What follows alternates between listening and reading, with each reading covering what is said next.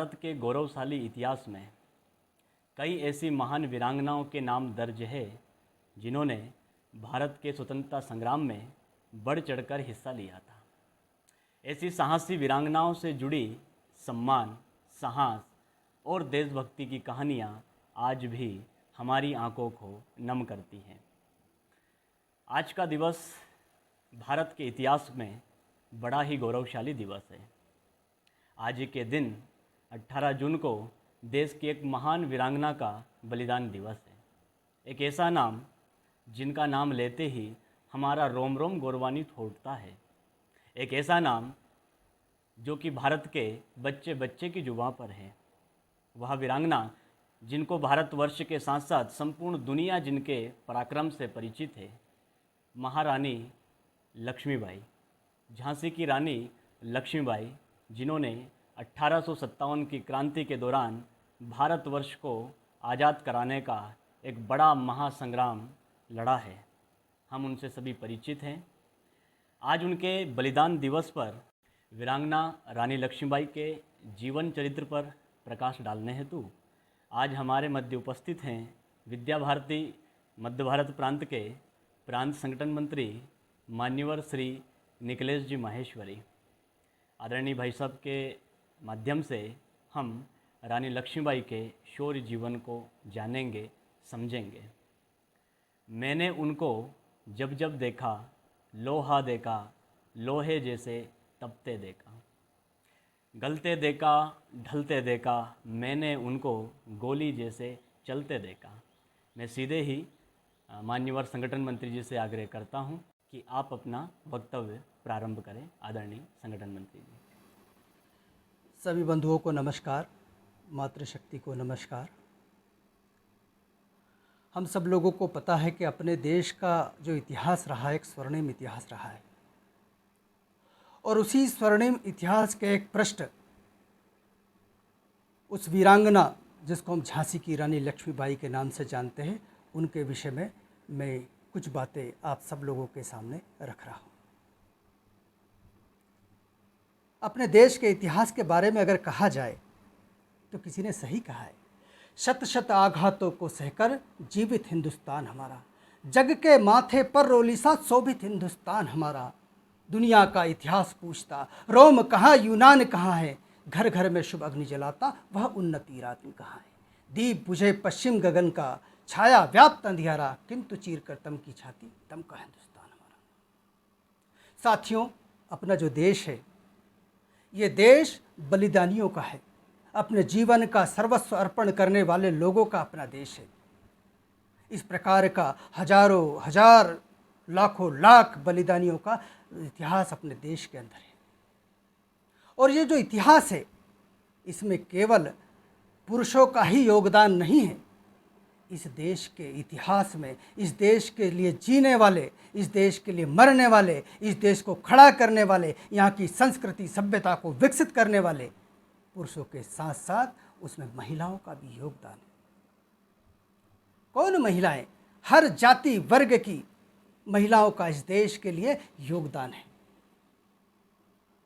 हमारे यहाँ अगर देखें तो अगर सती है, सीता है, सावित्री है, अनसुईया है, गंडकी है, गार्गी है, मीरा है, इन सब का बलिदान अगर देखें तो बलिदान नहीं, इन्होंने धर्म, संस्कृति और एक जो है जीवन आचरण जीकर जो है सामने जो एक आदर्श रखा है, उसके कारण उनका जो है हम सम्मान के साथ, आदर भाव के साथ, श्रद्धा के साथ उनका स्मरण करते हैं।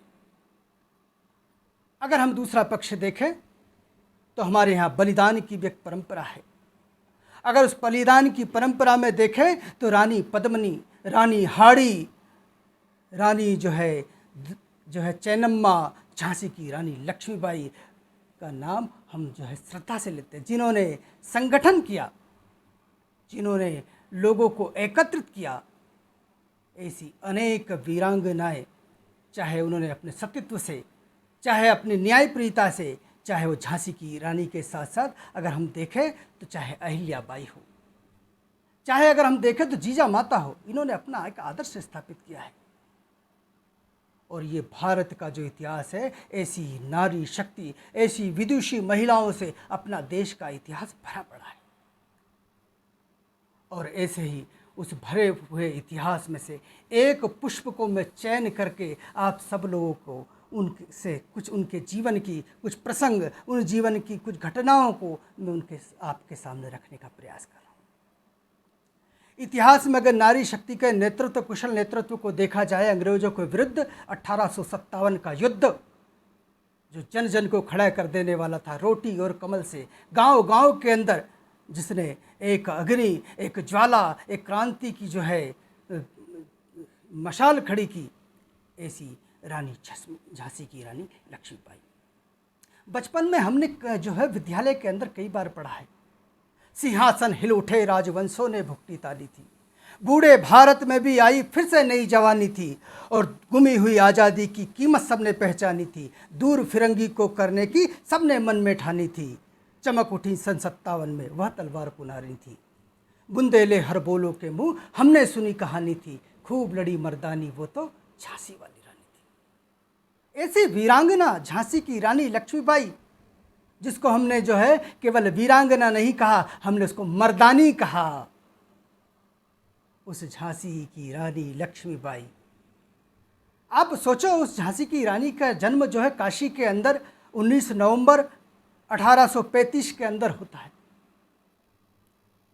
लेकिन कहते हैं ना कि कई बार जो है, जिस कहते हैं स्वर्ण जो रहता है उसको जितना उबाला जाता है वो उतना चमकता है। शायद झांसी की रानी के जीवन के अंदर भी उसी प्रकार का था। 4 वर्ष की अल्पायु के अंदर उनकी मां का स्वर्गवास हो गया। पिता जो बाजीराव पेशवा द्वितीय के मुंशी थे, वो अपनी बेटी जिसका नाम मणिकर्णिका था और उसको सब प्रेम से मनु बोलते थे, वो मनु को अपने साथ लेकर बिठूर में आ गए, जिसको ब्रह्मव्रत कहते हैं, वहाँ अपनी बेटी को लेके वो वहाँ पहुँच गए।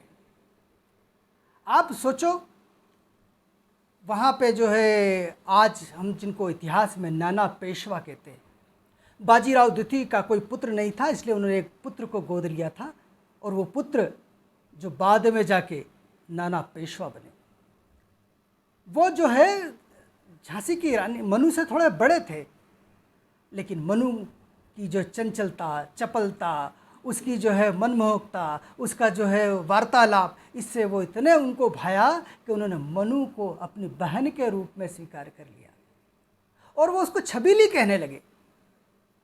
और इसलिए जो एक मुंशी की लड़की थी, वो मुंशी की लड़की एक राजकुमारी की तरह रहने लगी। लेकिन नाना पेशवा के साथ साथ उनका जो एक साथी था जिसका नाम तात्या, वो भी जो है मनु को अपनी बहन के समान ही प्रेम करता था। वो तात्या टोपे जो भविष्य में इतिहास में तात्या टोपे के नाम से, ऐसे नाना तात्या के साथ वो खेल खेल के बड़ी थी। केवल खेलना नहीं था, उसने घुड़सवारी सीखी, उसने जो है जो एक राजकुमारी को शस्त्र संचालन वो सीखा, शिकार खेलना सीखा, युद्ध की जो है काल्पनिक रचनाएं करना सीखी, व्यूह रचनाएं करना सीखी। ऐसे धीरे धीरे वो मनु जो है एक शस्त्र संचालन में पारंगत हो, कुशाग्र बुद्धि की थी, सबकी प्रिय थी, हटीली थी, और वो जो है सबका मन भाने वाली थी। और इसीलिए उसका जो मन भाने वाली थी, इसलिए एक सामान्य मुंशी की बेटी होकर भी वो झांसी के राजा गंगाधर राव उनको जो है भा गई, और उन्होंने उसके लिए विवाह प्रस्ताव भेजा। और हम देखते हैं कि उस गंगाधर राव से जो है उनका विवाह होता है। गंगाधर राव के से विवाह होने के बाद में जो मनु थी, 14 वर्ष की आयु की मनु और 60 वर्ष के गंगाधर राव, दोनों का विवाह होने के बाद वो मनु झांसी आ गई। और झांसी में आने के बाद उसको जो है एक नया नाम मिला, जिसका नाम है लक्ष्मीबाई। गंगाधर राव ने कहा, आज से आप लक्ष्मीबाई है। मनु ने कहा, मैं केवल लक्ष्मीबाई हूँ। तो कहा, नहीं नहीं, आप झांसी की रानी लक्ष्मीबाई है। और वो बन गई झांसी की रानी लक्ष्मीबाई। नेतृत्व कुशलता उनके अंदर कूट कूट के भरी हुई थी। राजकाज के कामों में भी वो रुचि लेती थी, इसलिए वो गंगाधर राव के साथ साथ हर प्रकार के कार्यों में उनकी सहभागिता करने लगी। गंगाधर राव के जीवन में भी आनंद आ गया और इसलिए वो भी रानी को अपने साथ ही रखते थे। लेकिन कहते हैं ना कि जब व्यक्ति के जो है गुण निखरते हैं तो कैसे निखरते हैं। तो गंगाधर राव के एक चाचा थे, उनकी एक मुस्लिम वेश्या पत्नी थी, उनका एक लड़का था शमशेर बहादुर। जब राज्यसभा के अंदर उसने महाराज का सम्मान नहीं किया तो ये जो लक्ष्मीबाई थी, जो अपने आप को रोक नहीं पाई और उन्होंने कहा कि शमशेर बहादुर, तुमने जो है राज्यसभा का अपमान किया है और इसलिए तुमको दंड दिया जाता है, तुमको राज्य से निकाला दिया जाता है। उनके इस कठोर निर्णय की झांसी के अंदर प्रशंसा होने लगी। झांसी की रानी, और उसने जो है एक जो है उद्दंड को अच्छा दंड दिया और वो झांसी की रानी झांसी के लोगों के लिए बाई जी के रूप में प्रसिद्ध हो गई। सब उनको प्रेम से बाई जी कहने लगे। धीरे धीरे हम देखते हैं कि लक्ष्मीबाई सारे षड्यंत्रों को समझती थी, भविष्य को जानती थी और इसलिए लक्ष्मीबाई वहाँ की महिलाओं से संपर्क करने लगी, वहाँ की महिलाओं को अपनी सहेलियाँ बनाने लगी, अपनी दोस्ती करने लगी और उन्होंने महल की कई परिचारिकाओं को सुंदर, मुंदर, जूही, झलकारी, काशीबाई, मोतीबाई नाम की सहेलियाँ जो है एकत्रित कर ली। और केवल एकत्रित ही नहीं की, उनको उन्होंने घुड़सवारी, शस्त्र संचालन सिखाना प्रारंभ कर दिया और इस प्रकार से विश्व की पहली नारी शक्ति की सेना का निर्माण करने वाली कोई वीरांगना है तो भारत की रानी है, जिसका नाम है रानी लक्ष्मीबाई। नेतृत्व खड़ा कर दिया, एक महिलाओं की सेना खड़ी कर दी ऐसी लक्ष्मीबाई। और उन्होंने सेना खड़ी करने के बाद उन्होंने गंगाधर राव के सामने प्रस्ताव किया, महाराज, मैं चाहती हूँ कि मैंने जो सेना तैयार की है, मैंने जो अभ्यास किया है, मैं चाहती हूँ कि आप उसका प्रदर्शन देखें। गंगाधर राव ने स्वीकृति दी और रानी लक्ष्मीबाई ने जो सेना थी उसका प्रदर्शन हुआ। वहाँ के एक बगीचे के अंदर उन नारी शक्ति ने अपना प्रदर्शन किया। प्रदर्शन में शस्त्र संचालन, घुड़सवारी, भाला फेंकना, सब प्रकार के प्रदर्शन हुए। उसमें लक्ष्मीबाई ने भी अपना स्वयं का भी प्रदर्शन करके दिखाया। प्रदर्शन के पश्चात गंगाधर राव ने लक्ष्मीबाई को कहा, लक्ष्मीबाई, आपके अंदर सरस्वती भी है और दुर्गा भी है, दोनों का समन्वय है। मैं अभी आपको देख रहा हूँ तो आप जो है मुझे सरस्वती के रूप में दिखाई दे रही है, लेकिन जब आप युद्ध संचालन कर रही थी तो साक्षात दुर्गा दिखाई दे रही थी। तब झांसी की रानी लक्ष्मीबाई ने कहा कि सती होने से अच्छा है नारी शत्रु से युद्ध भूमि में उनका दमन करते हुए अपने प्राणोत्सर्ग करे। ऐसे रानी लक्ष्मीबाई के विचार थे। आगे जो है हम देखते हैं कि लक्ष्मीबाई यानी झांसी के अंदर खुशियों की लहर दौड़ गई। 1 वर्ष के पश्चात ही झांसी के अंदर जो है एक पुत्र का जन्म हुआ जिसका नाम दामोदर रखा गया और झांसी पूरे उत्साह से 1852 के अंदर जो है एक दुल्हन की तरह सज गई थी। सबसे ज़्यादा प्रसन्नता किसी को हुई तो गंगाधर राव को हुई। उनकी आयु 50 वर्ष की थी। उस आयु में उनको पुत्र रत्न प्राप्त हुआ था और वो एक निश्चिंत थे कि मुझे झांसी का उत्तराधिकारी मिल गया है और इसलिए बड़े आनंद में थे और अपने महल से वो जो है झांसी के सौंदर्य को निहार रहे थे। लेकिन सब जगह दीप प्रज्वलित थे, लेकिन एक घर ऐसा था जहाँ पे कोई प्रकाश नहीं था, कोई रोशनी नहीं थी। उन्होंने वहाँ उनके प्रधानमंत्री को कहा कि ये जो अंधेरा दिख रहा है ये इस गोरे के घर का अंधेरा है। जो वहाँ पे एक अंग्रेज प्रतिनिधि था मेजर मालकम, उसके घर पे अंधेरा क्यों दिख रहा है? तो उन्होंने कहा कि महाराज, शायद उस गोरे को झांसी की खुशियाँ पसंद नहीं, कल हमारी ओर से इस गोरे के घर को भी रोशन किया जाए। और हम देखते हैं कि गंगाधर राव इतने आनंदित हो चुके थे कि वो पुनः ऐसे लग रहे थे जैसे वो जवान हो गए थे, राजकाज में रुचि लेने लगे थे, सब लोगों से मिलने जुलने लगे थे। लेकिन शायद झांसी की खुशियाँ ज़्यादा दिन देखने का उनको सौभाग्य नहीं मिला।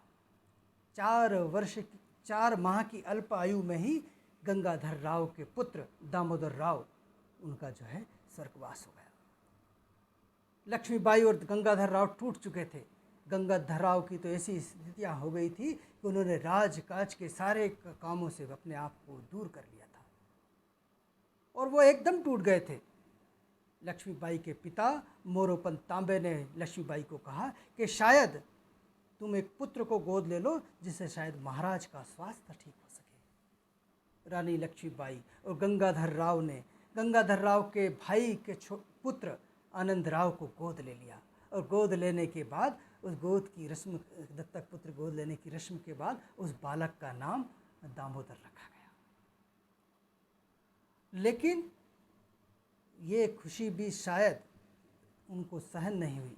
गंगाधर राव का जो है इस खुशी में कोई शायद अधिक रुचि नहीं दिखी और इसलिए 21 नवंबर 1853 को गंगाधर राव का स्वर्गवास हो गया। स्वर्गवास के पूर्व उन्होंने झांसी की रानी लक्ष्मीबाई को बुलाकर कहा, उन्होंने कहा झांसी को संभाल कर रखना, झांसी तुम्हारी है। और वो इस शरीर को छोड़कर चले गए। अंग्रेज तो इसी बात का शायद इंतजार कर रहे थे। लॉर्ड डलहौजी ने जो है राज्य को हड़पने की जो नीति रखी थी, उस नीति के अंतर्गत झांसी राज्य को अंग्रेजी राज्य के अंदर मिला लिया गया, आदेश दे दिया गया उसका। लक्ष्मीबाई ने दरबार बुलाया और दरबार बुलाकर कहा, मैं अपनी झांसी नहीं दूंगी। लेकिन रानी समझदार थी। रानी जानती थी कि वो अंग्रेज से आसानी से नहीं लड़ सकती और इसलिए रानी जो है अपने आप को उस हिसाब से तैयार करने लगी। वो अपनी नीति पे काम करने लगी और वो धीरे धीरे वहाँ से जब कहा गया कि आपको किला खाली करना है तो वो किला खाली करके झांसी के एक रानी भवन के अंदर रह के वहीं से राज्य काज का संचालन करने लगी, क्योंकि वो जनता के अंदर रानी जो है राज्य को पुनः प्राप्त करने की इच्छुक थी। रानी लक्ष्मीबाई ने इसके लिए इंग्लैंड के अंदर एक केस दायर किया। जॉन लैंग के माध्यम से, जो वकील थे, उनके माध्यम से इंग्लैंड के अंदर केस चला अंग्रेजी शासन के खिलाफ। कहा कि झांसी के उत्तराधिकारी दामोदर राव है, उनको स्वीकृति दी जाए। लेकिन अंग्रेज उसको स्वीकृति न देते हुए इसलिए वो केस वहाँ अदालत में हार गए। रानी लक्ष्मीबाई उससे निराश नहीं हुई। रानी लक्ष्मीबाई इंतजार कर रही थी, क्योंकि पूरे देश के अंदर एक क्रांति की अलग जगाई जा रही थी और उसके लिए देश के अंदर संपर्क का काम कर रहे थे। तात्या टोपे ने आकर रानी लक्ष्मीबाई को बता चुके थे कि पूरे देश में क्रांति का एक माहौल है। रोटी और कमल गांव-गांव जा रहे थे। रानी उसका इंतजार कर रही थी। लेकिन 1857 में मेरठ की छावनी के अंदर मंगल पांडे नाम के एक सैनिक ने क्रांति का आगाज कर दिया। जल्दी आगाज करने के कारण लोगों को लगा क्रांति प्रारंभ हो गई और इस जो है मेरठ की छावनी की क्रांति पूरे देश में आग की तरह फैल गई। और रानी लक्ष्मीबाई ने भी अपना दरबार बुलाया और दरबार बुलाकर उन्होंने कहा, आप लोगों को सुन लिया होगा, मेरठ, दिल्ली, कानपुर, लखनऊ, बरेली आदि की छावनियों में सैनिक विद्रोह प्रारंभ हो चुका है। लगता है झांसी भी रंग दिखाए बिना न रहेगी। और झांसी के क्रांतिकारी भी इसके लिए तैयार थे और इसलिए वो किले को प्राप्त करना चाहते थे और उन्होंने किले को घेर लिया। रानी समझ गई थी कि अब किले से कोई भी जिंदा बाहर नहीं जा सकता। इसलिए रानी ने किले के अंदर जाकर अंग्रेज अधिकारियों को कहा कि आप जो है शांतिपूर्वक किले से बाहर निकल जाए। लेकिन वो नहीं निकले और एक रात को वहाँ के झांसी के क्रांतिकारियों ने किले पे आक्रमण कर दिया। आक्रमण करके किले को जीत लिया और जीतने के बाद किला रानी को जो है उन्होंने सौंप दिया। रानी लक्ष्मीबाई जानती थी कि अंग्रेज इसका जो है बदला जरूर लेंगे। उसने रानी लक्ष्मीबाई ने अपने राजध्वज के साथ साथ अंग्रेजों के झंडे को भी किले के ऊपर लगाया और उसका असर इतना हुआ कि 1 वर्ष तक अंग्रेज़ों ने झांसी की तरफ देखा भी नहीं, वो दूसरी ओर लगे रहे। लेकिन 1858 के अंदर उन्होंने झांसी को प्राप्त करने के लिए जनरल हुरोज को वहाँ भेजा। हुरोज बहुत ही जो है कुशल एक सेना नायक था और वो झांसी को प्राप्त करने के लिए शाम दाम दंड भेद हद प्रकार के तरीकों को अपनाना जानता था, और इसलिए वो चाहता था कि किले पे अंग्रेजी झंडा लगा है, इसलिए हमला करने की बजाय झांसी की रानी खुद हमला करे तो ज़्यादा अच्छा है। और इसलिए वो जो झांसी को तोहफा भेजता है और तोहफे में भेजता है हथकड़ियाँ, और हथकड़ी जब वो वहाँ पहुँचती है और कहा जाता है कि ये जो है हुरोज की तरफ से रानी के लिए तोहफा है। रानी समझ जाती है कि हुरोज क्या चाहता है, इसलिए रानी उसके तोहफे को वापस कर देती है। और वापस करने के साथ साथ वो तात्या टोपे को जो है ये संदेश पहुंचाती है कि मेरी रक्षा करने के लिए आई है। हुरोज ने 2 सप्ताह तक उस जो है किले को जो है पूरा घेराबंदी करके रखा। तात्या जो अपनी सेना लेकर आए, और सेना लेके आए, और वो जानते थे कि इतनी बड़ी सेना से लड़ना तात्या टोपे के लिए संभव नहीं था, इसलिए तात्या टोपे चाहते थे कि मैं इधर से आक्रमण करूंगा और रानी उधर से आक्रमण करेगी, तो ये बीच में होने के कारण ये भाग खड़े होंगे। लेकिन तात्या टोपे की नीति को रानी शायद समझ नहीं पाई, और तात्या टोपे ने 3 बार आक्रमण किया, अपनी तोपें दागी, लेकिन किले से कोई प्रत्युत्तर नहीं आया। आखिर कमज़ोर होके तात्या को वापस लौटना पड़ा। अंग्रेज़ों ने, जनरल हुरोज ने किले पे आक्रमण प्रारंभ कर दिया और किले की जो है दीवारें ढहने लगी। मोहम्मद गोश जो रानी का तोपची था, उसने उसका प्रत्युत्तर दिया, और प्रत्युत्तर देने के बाद जो है अंग्रेज लगातार जो तोप बरसाए जा रहे थे, उसमें गोश खान शहीद हो गया। रानी के पास में किले से सुरक्षित निकलने के अलावा कोई मार्ग नहीं था, और इसलिए रात के अंधेरे में रानी कुछ सैनिकों को लेके, जिसमें महिला सैनिक भी थे और पुरुष सैनिक भी थे, वो निकले और मार काट करते हुए जनरल हुरोज की सेना से बाहर निकले गए। हुरोज समझ नहीं पाया कि क्या हुआ, और रानी जो है वहाँ से निकल के 102 मील की यात्रा करके कालपी पहुँची। लेकिन दुर्भाग्य कि रानी का जो विश्वस्त घोड़ा था, जो उनका प्रिय घोड़ा था, जो रानी को हर समय साथ में रखता था, उसका नाम जो था मारुत था, वो वीर गति को प्राप्त हुआ, और अपनी रानी को सुरक्षित पहुंचाने के बाद उसको लगा अब मैं इस पृथ्वी को छोड़ सकता हूं, और उसने अपनी जो है शरीर को छोड़ दिया। रानी ने नाना तात्या के साथ मिलकर जो है आगे की योजना बनाई, और योजना बना के रानी ने तय किया कि ग्वालियर के जो है सिंधियाओं ने मेरे साथ धोखा किया है, उनसे जाके बदला लेना पड़ेगा। इसलिए रानी ग्वालियर पे आक्रमण करने का विचार कर चुकी थी। तात्या टोपे जिनके बारे में मैंने कहा, वो पहले ही जो है सब जगह संपर्क कर चुके थे। उन्होंने ग्वालियर के विद्रोही सैनिकों के माध्यम से ग्वालियर में जाके वहाँ किले को प्राप्त किया। महाजी सिंधिया भाग खड़े हुए। किले पे रानी लक्ष्मीबाई का जो है कब्जा हो चुका था, और रानी लक्ष्मीबाई वहाँ जो खुशियाँ मनाने लगी, लेकिन खुशियाँ मनाने लगी जो है वहाँ पे जो है खुशियों के साथ साथ मिठाइयाँ ये सब चलने लगा। रानी को लेकिन इस काम के लिए नहीं थी। रानी ने तात्या को बुलाया कि हम इस काम के लिए यहाँ नहीं आए हैं, हमें आगे का अभियान जारी रखना है। मैंने जो है ये युद्ध इसलिए प्रारंभ नहीं किया है, आगे हमको अभियान के लिए निकलना चाहिए। उन्होंने मुरार के किले पे आक्रमण का विचार किया, और मुरार के किले पे आक्रमण करने के विचार से वो वहाँ से निकले।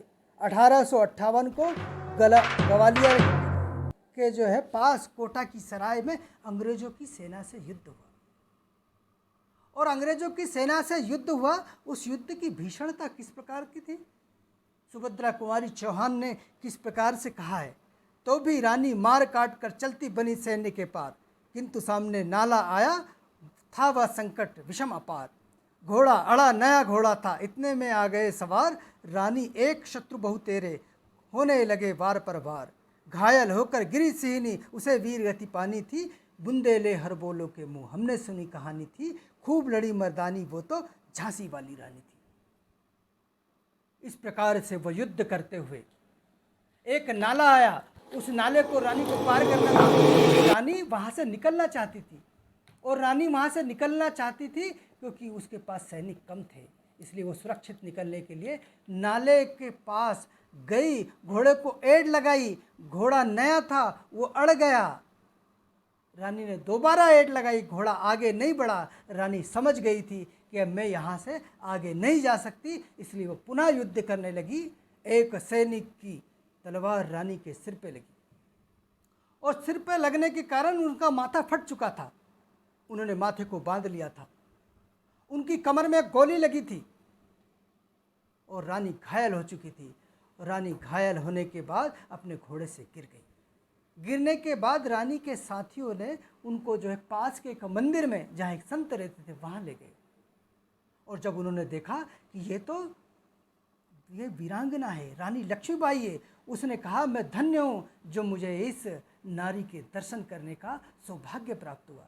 उन्होंने गंगा जल लाके रानी के मुंह में डाला और जब गंगा जल डाला रानी कुछ चेतन अवस्था में आई। वो ज़्यादा कुछ नहीं बोल पा रही थी, उन्होंने केवल इतना कहा मेरा शरीर अंग्रेज छू ना पाए, और अपने जो है उन्होंने अपने शरीर को छोड़ दिया, ईश्वर धाम को चली गई। अब रानी की चिता बनानी थी, लकड़ी नहीं थी। संत जो बाबा थे उन्होंने कहा मेरे पास लकड़ी नहीं है, लेकिन ये जो मेरी झोपड़ी है इसी को रानी की चिता बना दी जाए। ऐसे उस वीरांगना ने अपने शरीर को छोड़ दिया। एक जो है स्वतंत्रता उस युद्ध के जो प्रमुख व्यक्ति थे जनरल हुरोज, उन्होंने रानी लक्ष्मीबाई के बारे में लिखा है। उन्होंने कहा रानी लक्ष्मीबाई अपनी सुंदरता, चालाकी और दृढ़ता के लिए उल्लेखनीय तो थी ही, विद्रोही नेताओं में सबसे अधिक खतरनाक थी। हम समझ सकते हैं कि अंग्रेजों ने भी उनकी प्रशंसा में क्या क्या नहीं लिखा है।